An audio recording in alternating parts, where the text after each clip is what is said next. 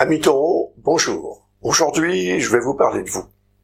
Je vais vous parler de vous en 2025. En fonction des différents mouvements planétaires qui vont se produire tout au long de cette année 2025, cela va avoir tendance à modifier votre structure physiologique qui est représentée par votre signe, taureau, ou peut-être que vous êtes ascendant taureau, ce qui aurait aussi un sens, évidemment. Donc, on va commencer tout de suite, c'est pas la peine de perdre du temps avec les petits détails. Je voudrais vous parler essentiellement, d'abord pour commencer, parce qu'il y aura d'autres choses, du transit de Pluton. Alors, si vous pianotez sur Internet et vous regardez un petit peu les sites et les vidéos qui sont faites à ce propos, parfois c'est un petit peu catastrophique. Mais c'est vrai qu'il faut faire quand même preuve de vigilance. Parce que c'est un transit qui nous a déjà titillé, entre guillemets, en 2023, puis en 2024, et là, à la fin de l'année 2024, le 20 novembre très précisément, la planète s'installe en Verseau, et elle va y séjourner pendant 20 ans.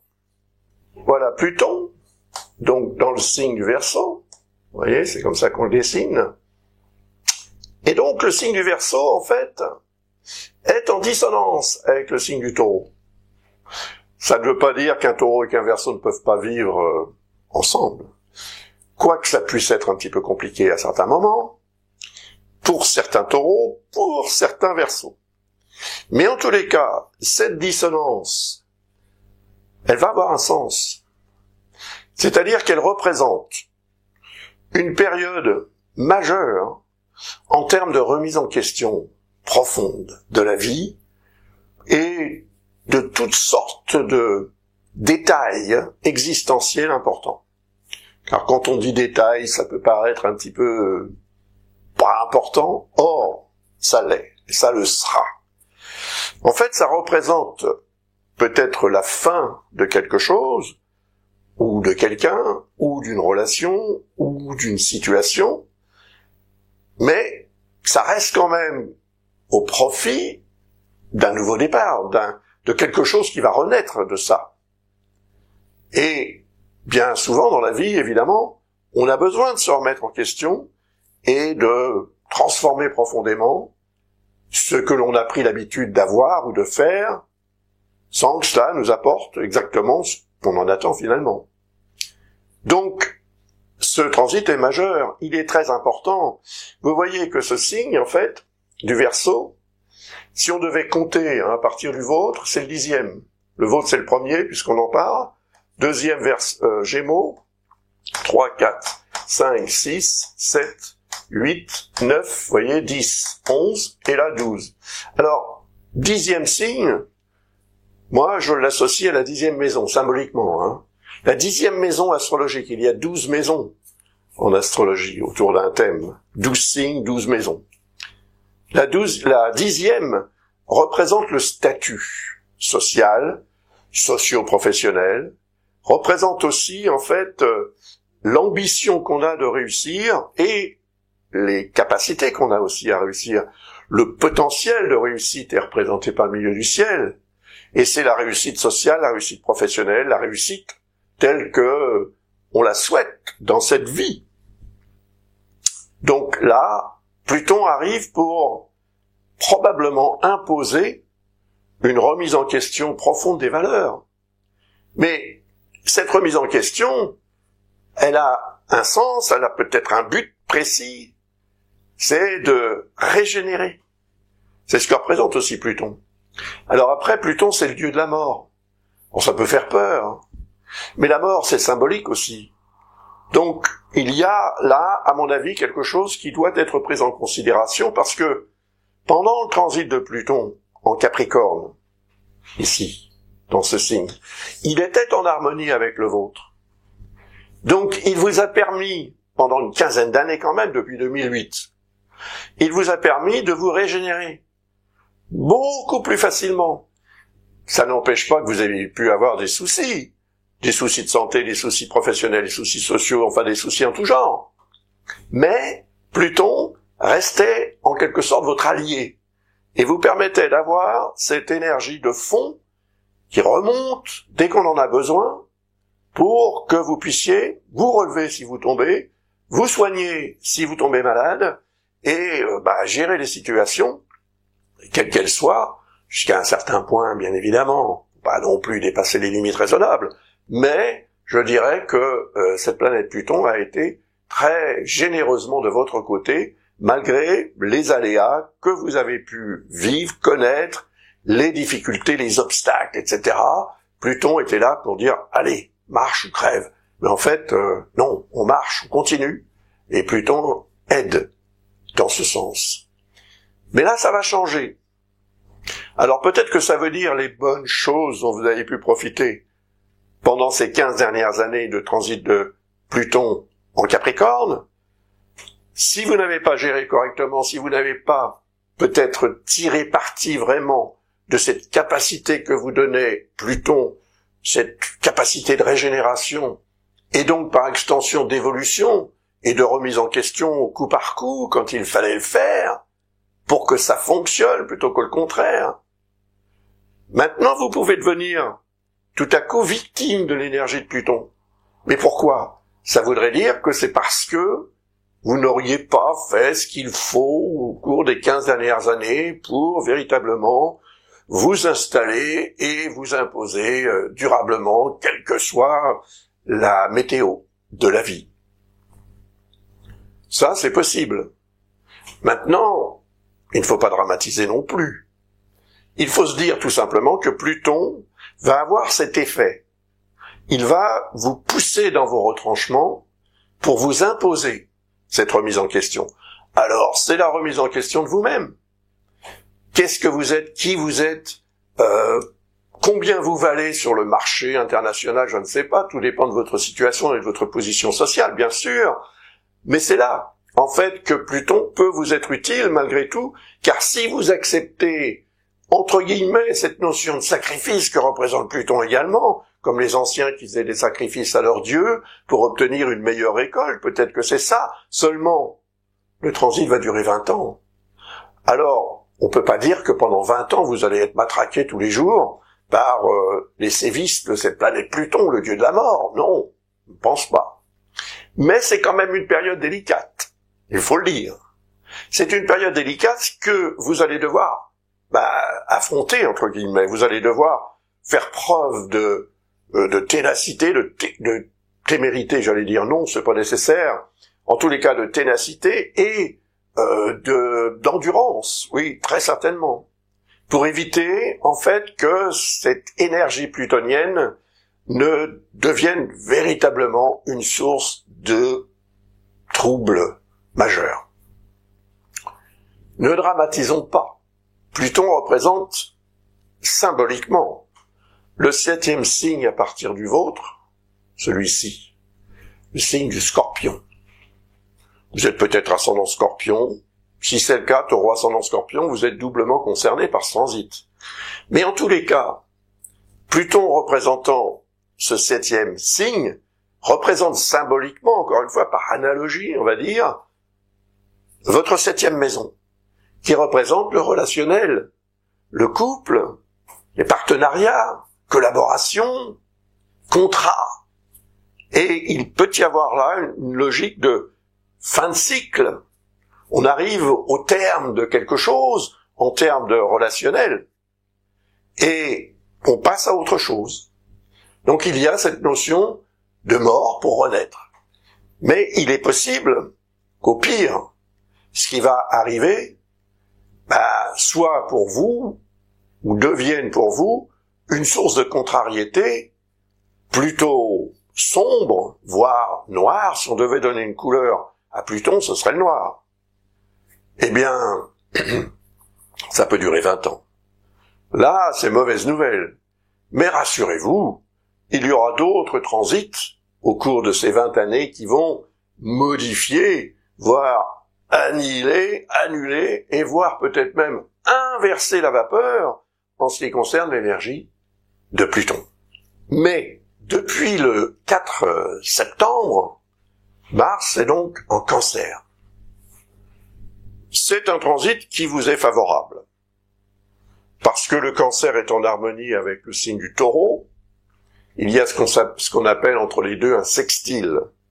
La Terre, Taureau, l'eau, Cancer se mélangent tout à fait facilement et constructivement même on peut dire, parce que c'est le mortier, c'est l'argile, c'est le ciment, c'est tout ce que vous voulez pour construire. C'est aussi l'agriculture qui ne saurait se passer de la terre et de l'eau, bien évidemment, avec en plus les engrais, ou même les pesticides. Mais bon, Mars va avoir un effet positif jusqu'au 4 novembre.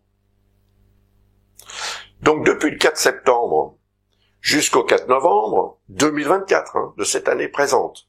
Aujourd'hui, je crois qu'on est le 28 ou 29 septembre.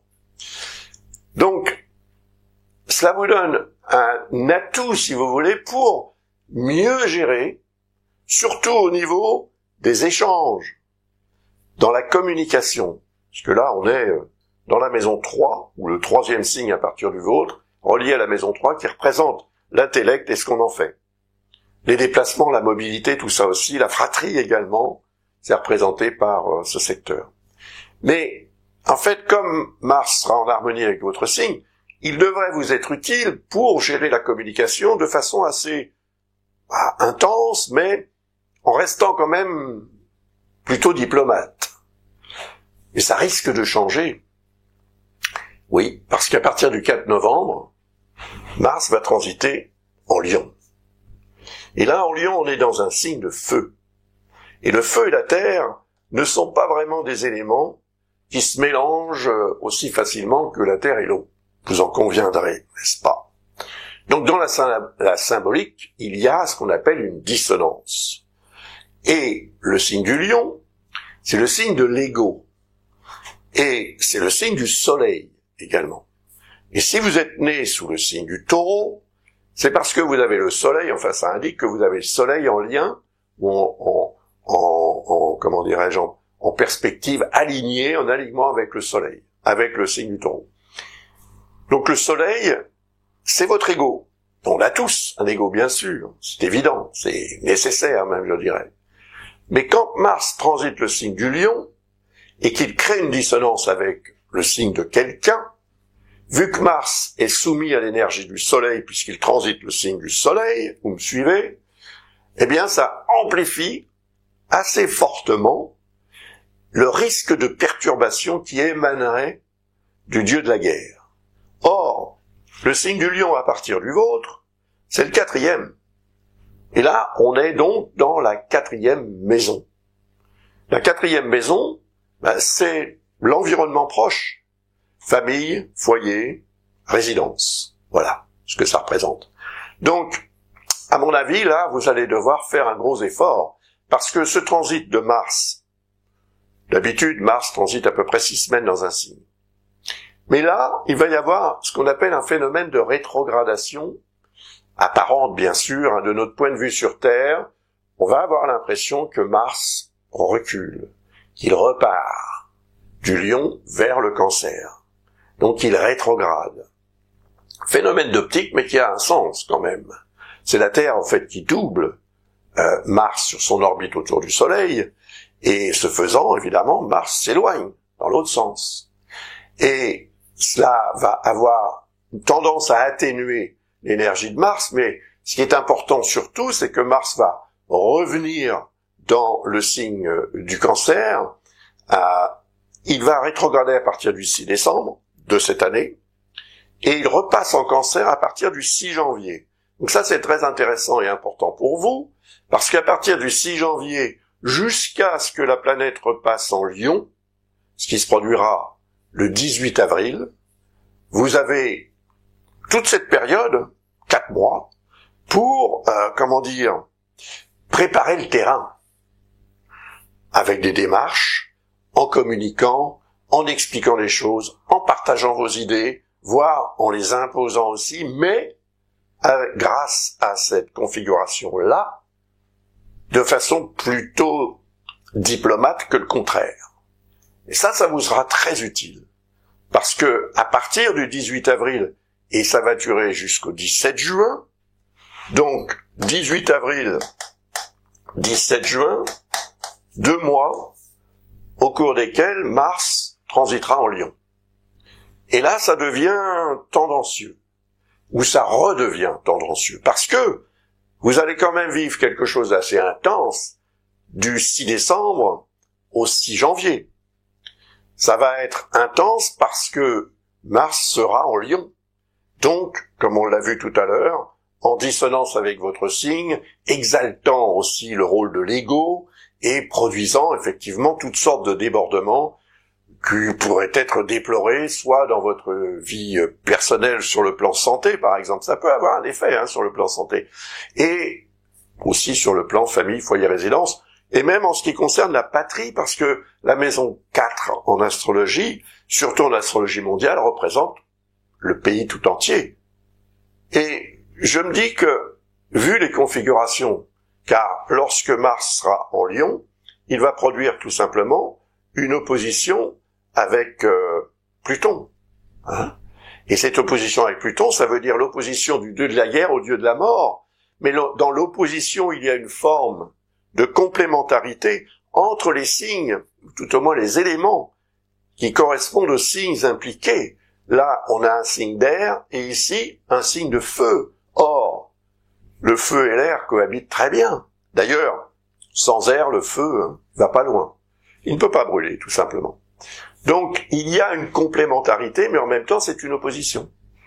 Et ça peut devenir assez intense et troublant, voire source de perturbations majeures dans le monde entier, mais évidemment dans certaines régions plus que d'autres. Je dirais dans les régions marquées par le signe du Lion et le signe du Verseau, bien sûr, en première instance. En deuxième instance, peut-être les régions représentées par le signe du Taureau et Scorpion, puisque automatiquement le Scorpion est également inclus dans cette dans cette perturbation qui est représentée par cette opposition. Donc, prudence, vigilance et, comme on dit, faites un effort pour garder votre calme et pour ne pas entrer dans une forme de précipitation qui vous jouerait des tours, en fait, qui ne serait pas du tout bonne conseillère. Du tout. Alors, je vais effacer ce que j'ai fait là, parce que je vais avoir besoin du tableau pour d'autres choses. On va parler maintenant de deux autres planètes. Il s'agit de Saturne et Neptune. Donc, Neptune est en Poisson depuis 2012. Alors, il va y avoir une incursion dans le signe du Bélier, enfin, depuis 2012, c'est une planète très lente, 165 ans pour faire le tour du zodiaque, elle passe 14 ans dans un signe. Donc, Neptune va passer en Bélier le 31 mars 2025, bien sûr. Donc, Neptune arrive ici, très bien, 31 mars, et Saturne n'est pas loin derrière, parce que Saturne va arriver en Bélier le 25 mai. 25 mai. Ok. Il va y avoir presque une conjonction, le 14 juillet. Le 14 juillet, ça peut paraître explosif, c'est le 14 juillet. Mais en fait, cette conjonction n'est pas explosive. Simplement, elle indique que, étant donné qu'ici on est dans le 12e signe, à partir du vôtre, c'est le signe qui précède le vôtre, donc c'est le dernier jusqu'au vôtre, 12e maison, qui représente, c'est vrai, parfois les épreuves de nature karmique, donc quand même assez costaud, et en même temps, c'est aussi la notion de fin de cycle qui se manifeste. Donc, Saturne et Neptune, qui vont entrer presque en conjonction, pas tout à fait. Enfin, il y aura vraiment un petit degré qui va les séparer, donc on peut considérer ça comme une conjonction. Seulement, les deux planètes vont rétrograder, elles vont repartir en Cancer, et elles reviendront je vais y arriver, en Bélier, en 2026. Donc, ça veut dire qu'il peut y avoir quand même quelque chose de fort qui se produise aux alentours du 14 juillet ou d'ici au 14 juillet entre pour Neptune le 31 mars, pour Saturne le 25 mai, et ça devient de plus en plus conséquent jusqu'à ce que ça atteigne cette quasi-conjonction le 14 juillet. Alors évidemment, ça va être le 14, le 15, ça va être le 13, ça va être dans cette période où la nature de Saturne et la nature de Neptune vont se rencontrer. Or, Neptune représente les rêves, Neptune représente la dimension spirituelle de la vie, et Saturne représente les réalités existentielles, et ce qu'on est capable de faire aussi pour réaliser ses rêves. Donc comme là, on entre dans, entre guillemets, symboliquement dans la maison 12, on entre dans le secteur de gestation.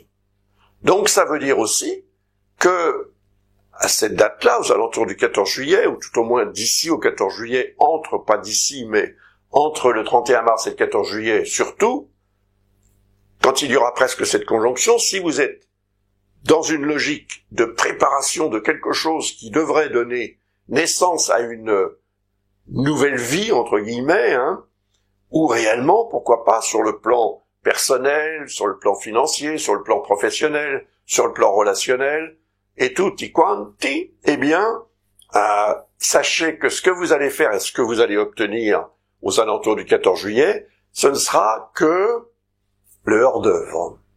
Le plat de résistance, ou tout au moins ce que vous allez vraiment pouvoir obtenir de cette énergie que vous allez mettre au service de la réalisation d'une sorte d'idéal que vous souhaitez atteindre, ce sera pour approximativement le 20 février 2026. En tous les cas, le 20 février ou 21 février 2026 aura lieu la conjonction en bélier, la vraie conjonction en bélier entre Saturne et Neptune.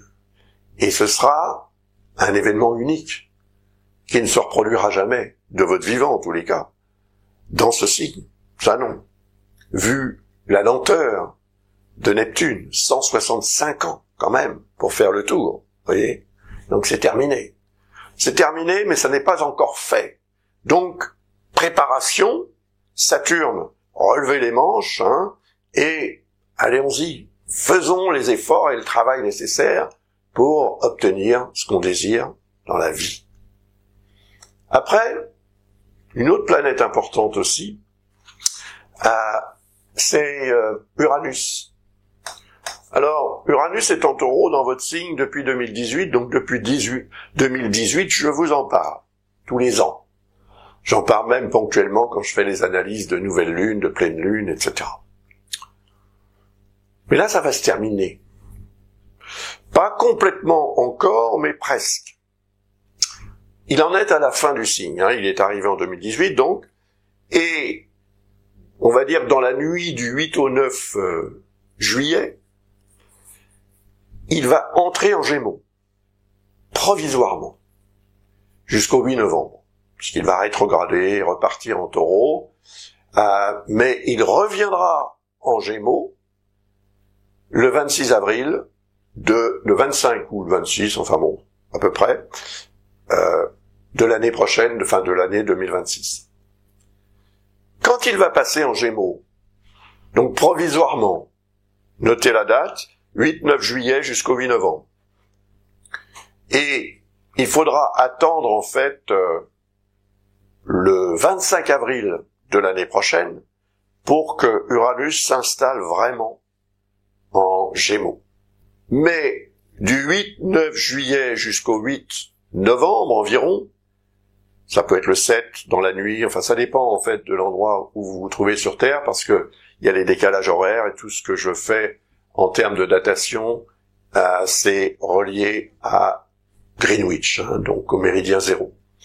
Bien, donc, pendant cette période du 8-9 juillet au 8 novembre, Uranus sera dans le signe des Gémeaux, c'est-à-dire dans le deuxième à partir du vôtre, c'est-à-dire symboliquement dans votre maison 2.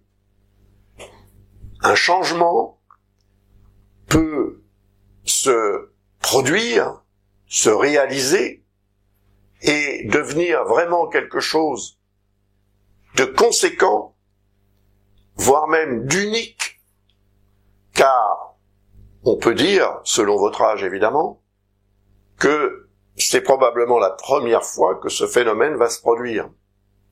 Uranus met 84 ans pour faire le tour du zodiaque.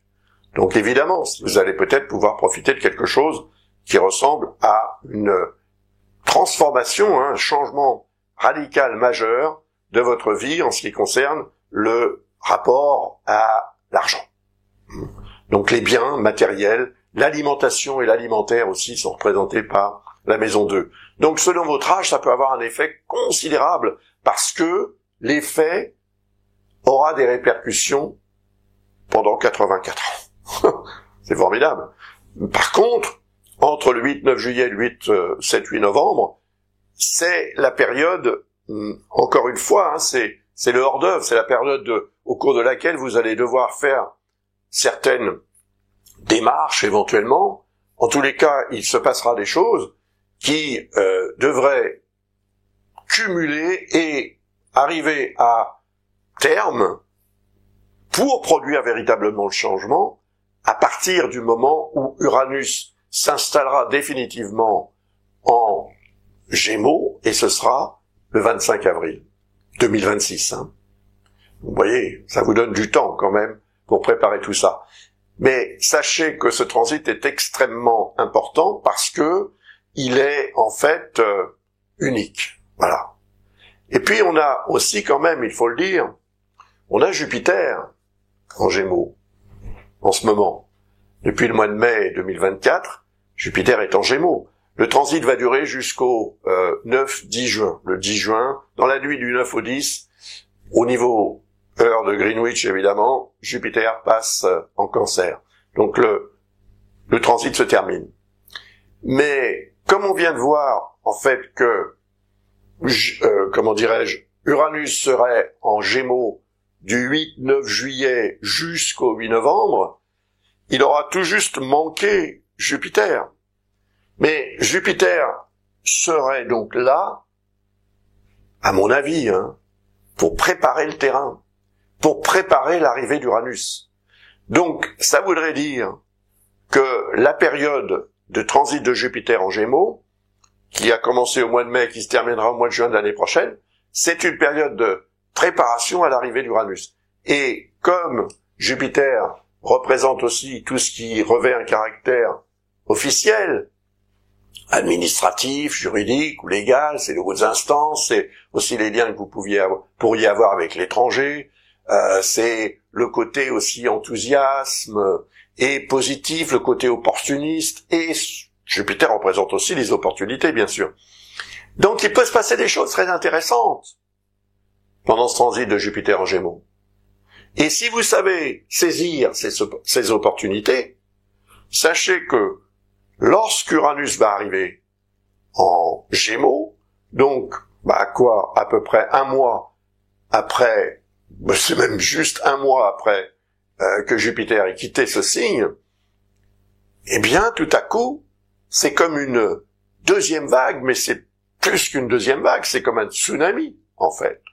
Mais un tsunami favorable, bénéfique à vos intérêts.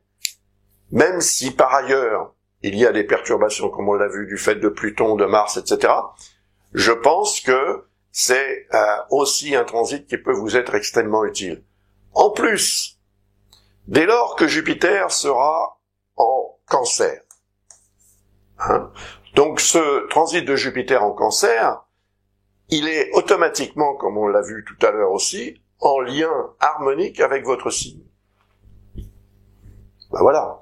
Il transitera le troisième signe, donc la maison 3 symboliquement, augmentant l'énergie cérébrale, les capacités de vos neurones, votre intellect. Si vous suivez des études, vous allez le sentir, vous serez certainement beaucoup plus apte à suivre ces études.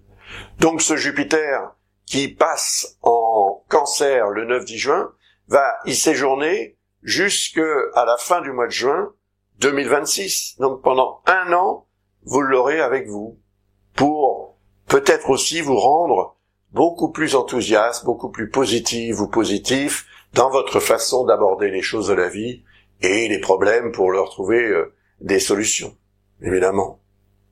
Donc, voilà, ça c'est pour dépeindre un petit peu comment dirais-je, l'énergie qui va se manifester par rapport à votre signe tout au long de cette année 2025, avec les hauts et les bas et les périodes que je vous ai données. J'espère que vous avez pris des notes, ou bien vous pouvez regarder cette vidéo comme autant de fois que vous le voudrez pour vous rappeler un petit peu les choses.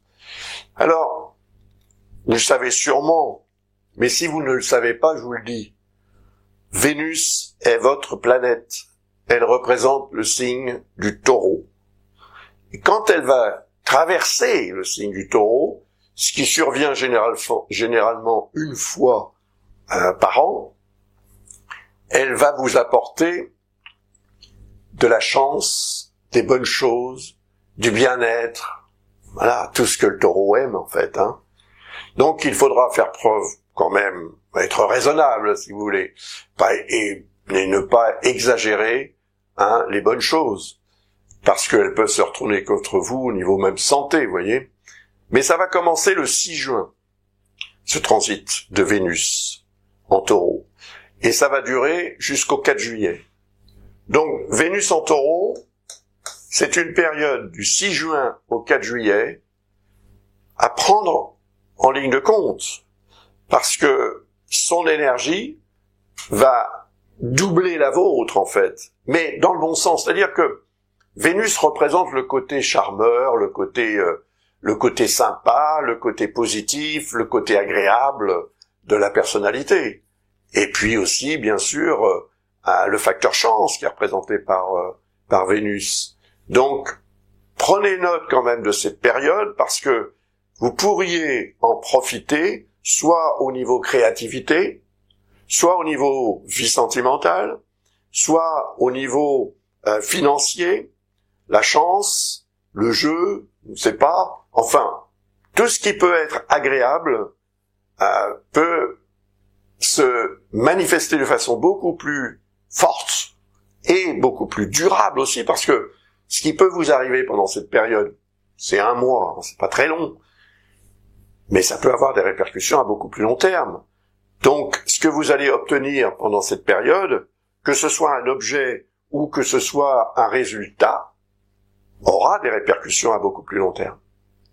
Et en même temps, le signe du Taureau, après le transit en Taureau, Vénus va transiter en Gémeaux à partir du 4 juillet, comme on l'a vu. Donc, quand Vénus sera en Gémeaux à partir du 4 juillet, elle va avoir un effet très favorable aussi dans la maison 2, deuxième signe encore une fois, et c'est le signe dans lequel Uranus viendra tout juste d'arriver, enfin le 8-9 juillet, Uranus va commencer un transit provisoire dans le signe des Gémeaux, donc il y aura une conjonction entre Vénus et Uranus, et tout à coup ça peut indiquer un coup de chance extraordinaire, enfin une situation ou un événement inattendu, et qui aurait peut-être justement cette capacité à changer radicalement, complètement votre vie, tant sur le plan maison 2, donc les finances, l'alimentation, l'alimentaire, si vous voulez, les bonnes choses de la vie, etc., tout ce que la maison 2 représente. En fait, vous appartenez au deuxième signe du zodiaque, donc symboliquement, tout ce qui est relié aux bonnes choses de la vie, qu'elles viennent de la Terre ou d'ailleurs, sont vraiment ou font partie de ce que vous préférez au quotidien. Donc de ce que vous allez tenter de nourrir au maximum pour que il y ait un renouvellement des bonnes choses et que vous n'en manquiez pas une miette, ça c'est très important. Après, pour terminer, quelques mots à propos des rétrogradations de Mercure. Il y en a 3 par an. Cette année, enfin en 2025, elles vont avoir lieu dans les signes de feu. La première rétrogradation se produira en Bélier, la deuxième en Lion et la troisième en Sagittaire. Alors il y aura un débordement au début entre le Bélier et Poisson, mais en tous les cas, c'est en Bélier que ça va commencer. Le 16 mars jusqu'au 8 avril, Mercure rétrograde. Alors, quand Mercure rétrograde, franchement, on est moins efficace en termes de communication, et on a la tendance à perdre la mémoire, même aussi à oublier des choses dans tous les cas, à perdre aussi des situations, des documents. Dans certaines situations, je me souviens, ça m'est arrivé, en 2014, pendant une rétrogradation de Mercure. Donc il faut toujours prendre note que pendant cette rétrogradation, évidemment, on n'arrête pas de vivre, hein, mais s'il arrive quelque chose du genre un courrier qui se perd, ou d'autres situations de ce genre, des retards, des impondérables qui empêchent un départ, parce que Mercure représente aussi la mobilité, donc si vous avez des rendez-vous, si vous avez des courses à faire ou des trajets à faire, plutôt des petits trajets, il peut y avoir comme ça des blocages. Donc ça, c'est la première période. Et dans le signe donc du Bélier, c'est le 12e par rapport au vôtre, encore une fois. Donc ça peut être un peu plus embêtant, dans le sens où la maison 12 représente aussi ce qu'on a tendance à oublier. Ça peut aussi représenter un lien avec le passé, un passé très ancien ou moins ancien, mais en général la maison 12 représente quand même le passé ancien, et avec une notion de karma. Donc soyez quand même plutôt dans la vigilance, et en essayant d'être aussi rationnel que possible, et en prenant note des choses pour ne pas les oublier pendant cette période. Parce que, oui, c'est Mercure rétrograde dans votre maison 12, entre guillemets.